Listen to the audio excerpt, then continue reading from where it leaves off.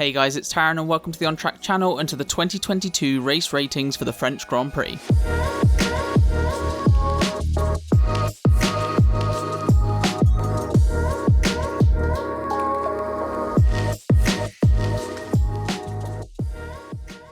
So a very warm welcome to the France Race Ratings, the series taking a more chilled out look at the driver performances. As always, spoilers ahead if you've not seen or heard about the results from the past weekend.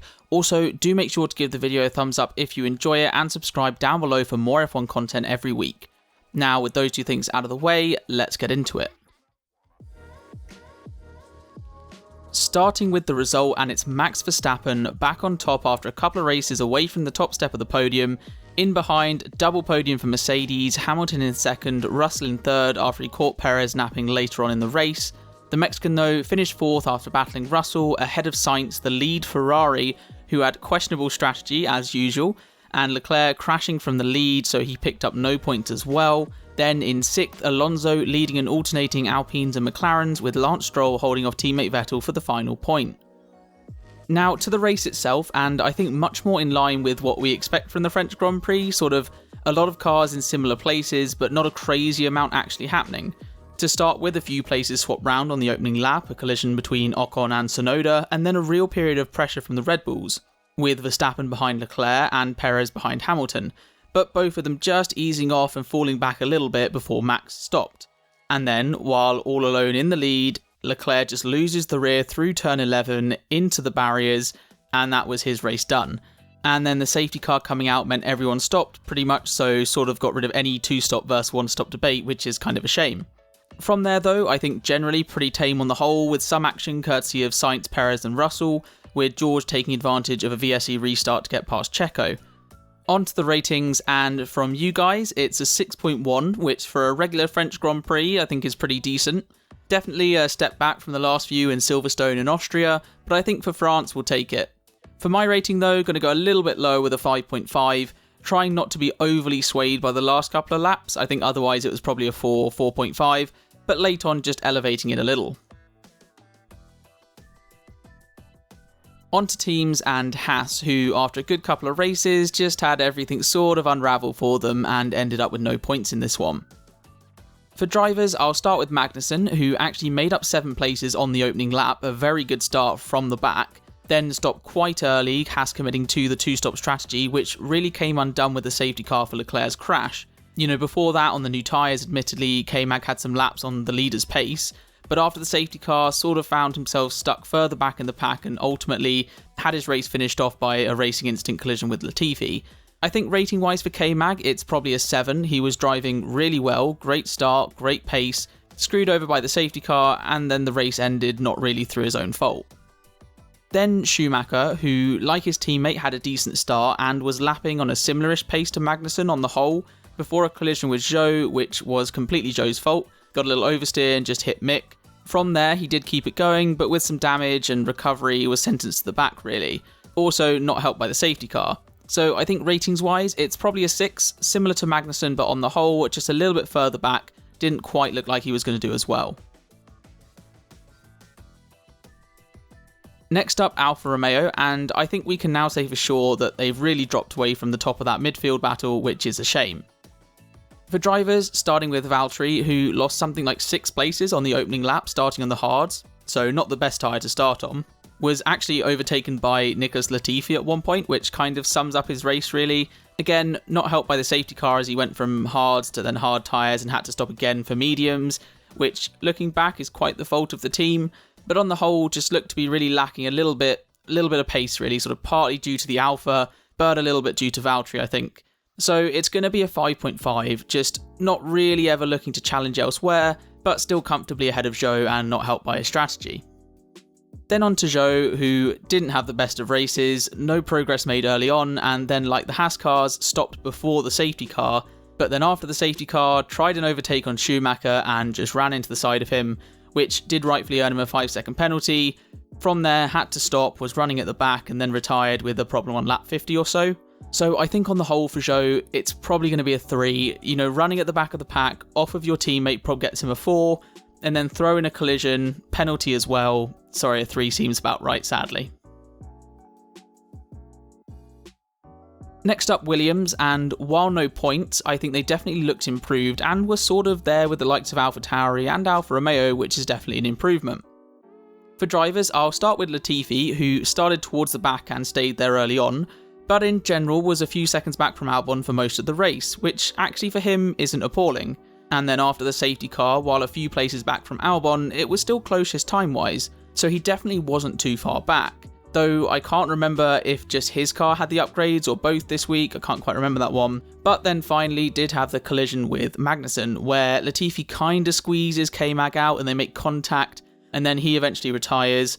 Racing incident is probably fair, so I think rating-wise for Latifi, better than usual, but still behind Albon. Managed to be involved with the race this time, so I think it's probably going to be a 5. He was still off it compared to Albon and at the back of that train of cars, but a bit better than usual.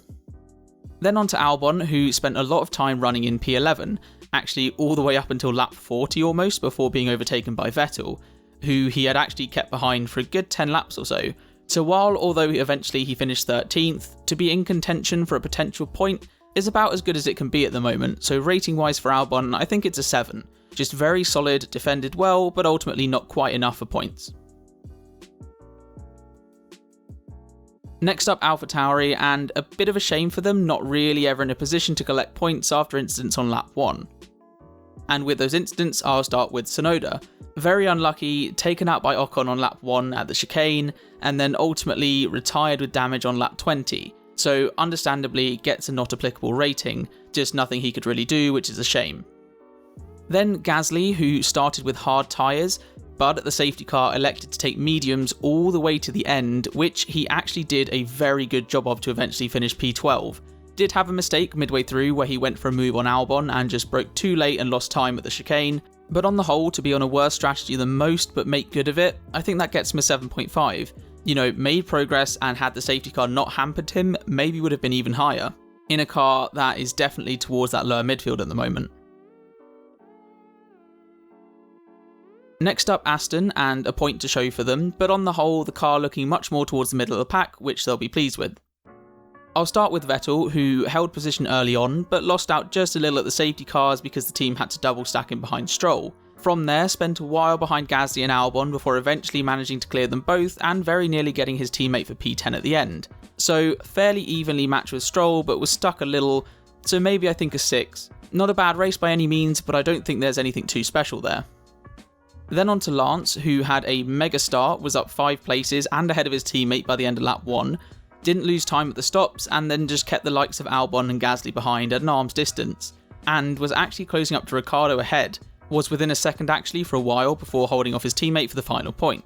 So rating wise, compared to Vettel, I think he gets a 7.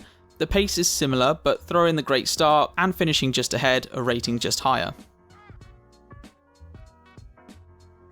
Next up, McLaren, who brought a fair few upgrades, but still not managing to quite convincingly top the midfield just yet. For drivers, I'll start with Norris, who lost a couple of places at the start with Russell getting by and Alonso as well. From there though, not really much to add for him, was just not quite quick enough to challenge Alonso ahead, but fast enough to be reasonably comfortable from Ricciardo and Ocon behind, and actually by the end was sort of 7 or 8 seconds up on Ricciardo. So rating wise, I think it's a 7. Lost out at the start, but the pace was good ahead of both Ricciardo and Ocon, but never quite challenged Alonso. Then on to Ricciardo, who, on the whole, while closer to Lando's pace, was definitely a little bit behind. Did get overtaken by Ocon, who had to make some progress from behind him, but Ricciardo actually held him off for quite a while and only lost out when they had to deal with Sainz making his way through. Pace-wise, as mentioned, wasn't miles away from Lando, he wasn't down in 13th, 14th or anything like that, so it's still an alright performance pace-wise.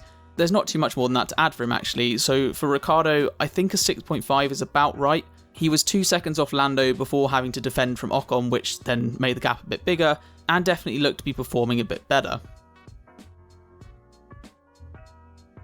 So next, Ferrari, and if it wasn't engine penalties, it was the drivers, and if it wasn't the drivers, it was the strategists. Just an all-around mess for them this race.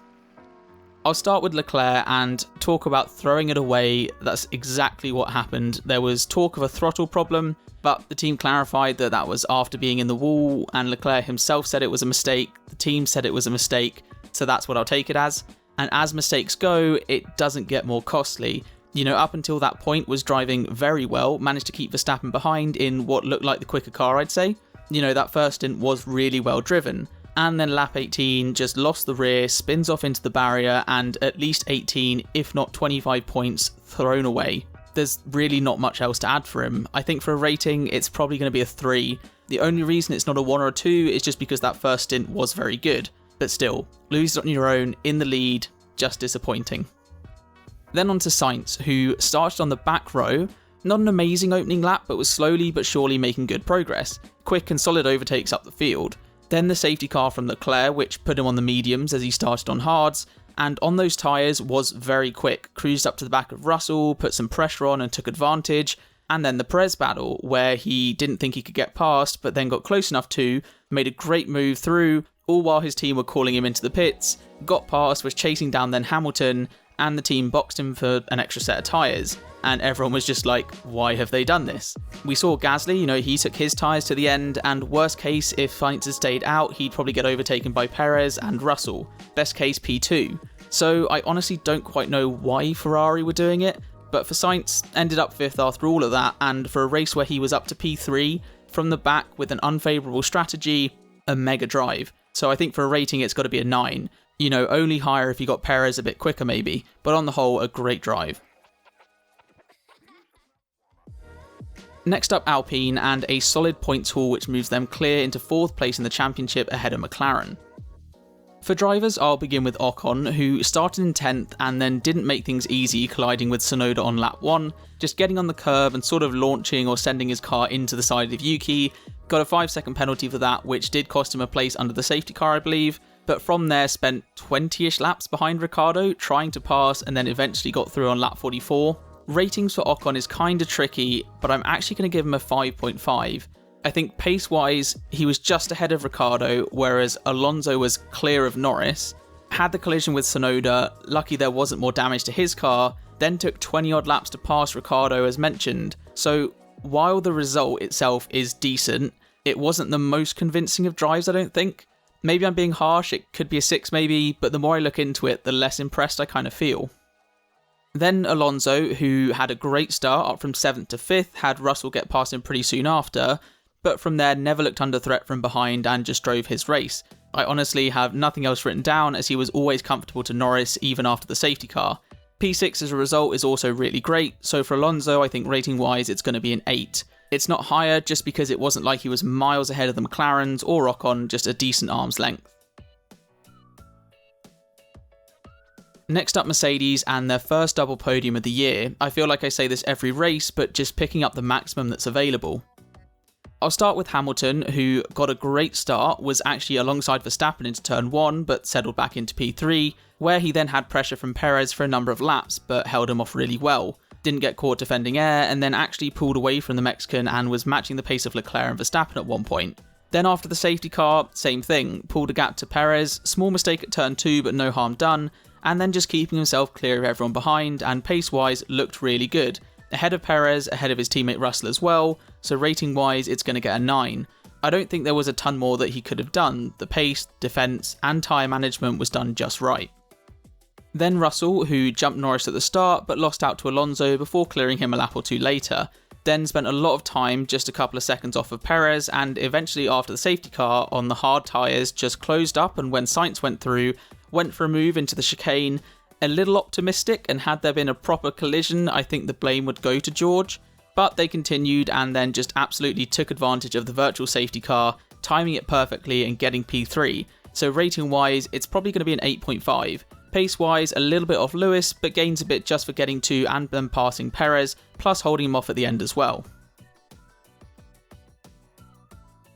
And finally, Red Bull, with what was a very comfortable win in the end for Verstappen and even more points gained over Ferrari. For drivers though, I'll start with Perez, who, the more I look into it, I actually think had a worse race than I first thought. Let me explain. So, lost out at the start to Hamilton, then couldn't get past with the DRS in the first stint with the faster car. We saw how much Verstappen pulled away early. Then actually towards the end of the first stint and in the second, dropped back from Hamilton, so much so that Sainz got by, and then at the VSE was just caught sleeping so badly by Russell. I genuinely can't remember seeing that much of a difference in a restart.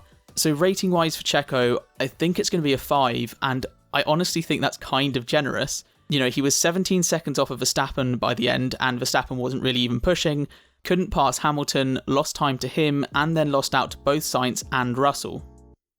But on the other side of the garage, the win for Verstappen, which from lap 18 onward was super easy, no issues, no worries, but I would say until that point, it wasn't looking as easy as we first might have thought. You know, he tried hard to get Leclerc and couldn't, and had to resort to an aggressive undercut in the end.